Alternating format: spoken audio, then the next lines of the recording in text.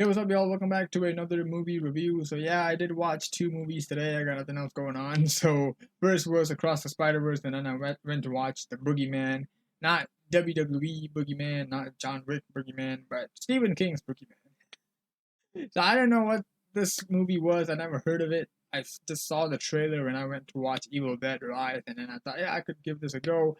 It's by the story is by Stephen King, and then the writers was the ones that did A Quiet Place. So I thought, yeah, why not a horror, right? So honestly, if you just talk about the horror stuff, I thought it was good. There were flaws. Obviously, not all horror movies are perfect.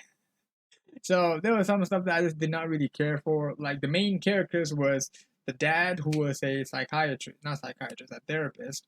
And he had two daughters, one a teenager, one's a little girl, and then they just lost their mom in an accident. And then so the boogeyman literally just goes after these two girls because it was kind of latched onto them after another guy who previously had the boogeyman latched onto their family, and then he came to the dad who's a therapist, and then the thing just kind of latched onto this family, and yeah, that's pretty much it. So yeah, that like the whole that man, the man's story, which it's kind of started the whole thing, and then he had the boogeyman latched onto him, and then he kind of went after his kids first, and then he came to see the therapist dad, and then he literally passed on the boogeyman. Yeah. So yeah, there were flaws like I said, there were some things in this movie that I just didn't really care about. Like the teenage girl had the whole friend group thing, and the dispute that they had. Like like they were kind of mean to her, and they didn't really like her. Blah blah blah. And, like I just didn't really care about any of those. And even the dad, like the dad, sometimes I just wonder why do you choose to exclude the dad from the story? Like sometimes the girls would be literally chased or be scared by the boogeyman, or they might be screaming or something fell down somewhere, or they themselves would fall.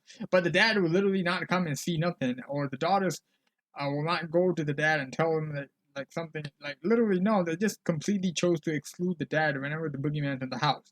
The only time they ever choose to include the dad in the story was the first one was when he spoke to the guy who eventually brought the boogeyman. Well, not intentionally brought him here, but that was the first time. And then after that, we saw in between where the daughter would talk to the dad about like moving on from the mom, or talk about it and stuff. And then literally at the end, he kind of appeared where he helped his daughters to defeat the boogeyman. Yeah.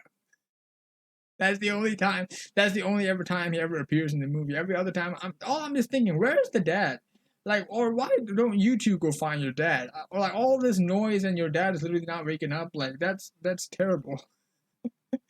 So I guess the boogeyman design was okay. I guess the scares was okay. Like I don't really get scared of horror movies anymore. But judging by the audience that I was, it's what sucked most that I know it's opening day, and then I watched Across the Spider Verse in the morning, and then I watched this movie, The Boogeyman, around the afternoon.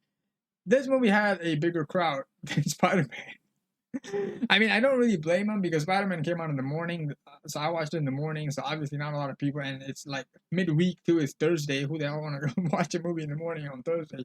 Most people are working, so I'm working nights today, so I was able to go watch it. So yeah, so judging by the reaction of the audience, I guess it was scary because a lot of people were spooked. Some were "Ah, ah." I swear some reactions were like that. They were literally closing their eyes. I don't know whether like because again I don't really get scared anymore. I'm not really the guy for you to ask me whether a movie is scary or not. I just don't. But they had a lot of like loud noises sometimes. When it comes to the scares or the appearance of the boogeyman or stuff like that. So I guess if you just look at the horror aspect of the movie, I guess it's a good movie. But there are some things that you just don't care about, or you're just like, yeah, I'm not, I don't really care about this. And it's not even in like a mean way, because like they are grieving their mom who just passed away, but like they just don't make it like make the audience like want to care about it, right? You know what I mean? So yeah, that's why I said if you just look at the horror aspect of the movie, you just want to go for a scare kind of thing. So yeah, I guess it's a good movie.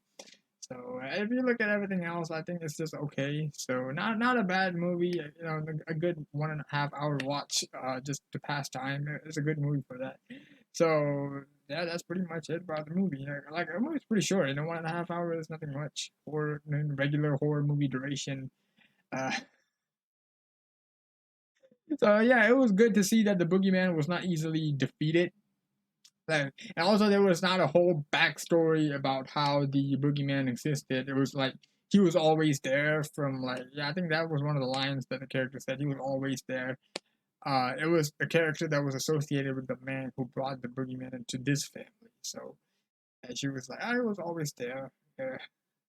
And it kind of latches on from family to family, based on like weakness and sadness, like somebody going through weakness and sadness. So it makes sense. Like this family just lost their, the kids just lost their mom, the father lost their wife. So obviously they're sad.